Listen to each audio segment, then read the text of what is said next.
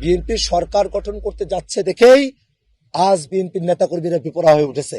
আপনারা অবাক হয়ে দেখবেন, পাওটা নাই একজন কর্মী আমাদের একজন নারীকে ধর্ষণের হুমকি দিয়েছে। 7 দিন লাগাতার ধর্ষণ করবে যদি ধানের শীষ সেখানে ক্ষমতায় আসতে পারে।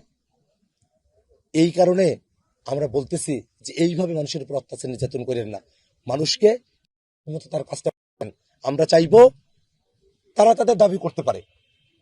যদি কোনো জায়গায় কোনো ধরনের পরিস্থিতিগত জায়গা থেকে কোনো ধরনের বিষয় থাকে যেটা পুনর্গণনার জন্য আইনগতভাবে বিবেচ্য, সেখানে তারা দাবি করতেই পারেন, কিন্তু লাঠি নিয়ে না।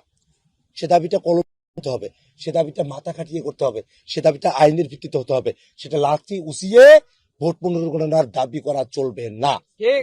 তারা করতে পারেন, ভোট পুনর্গণনার দাবি করতে পারেন, কিন্তু সেটা হতে হবে ডিসেন্টলি, আইন মেনে, এখানকার বিধি নিষেধ যা কিছু আছে সবকিছু মেনে সেটা হতে হবে। আমরা একটা শান্তিপূর্ণ ভোট চাই। আমার যারা নেতাকর্মীরা যারা আছে, আমি তাদেরকে শান্ত থাকার আহ্বান জানাই। আমাদেরকে তারা অত্যাচার করছে, আমাদের রক্ত ঝরেছে, কিন্তু আমরা তারপরেও আমরা শান্ত থাকবো। আমরা শান্ত থেকে আমরা এই বাংলাদেশটাকে আমরা শান্তির দিকে আমরা অগ্রসর করব।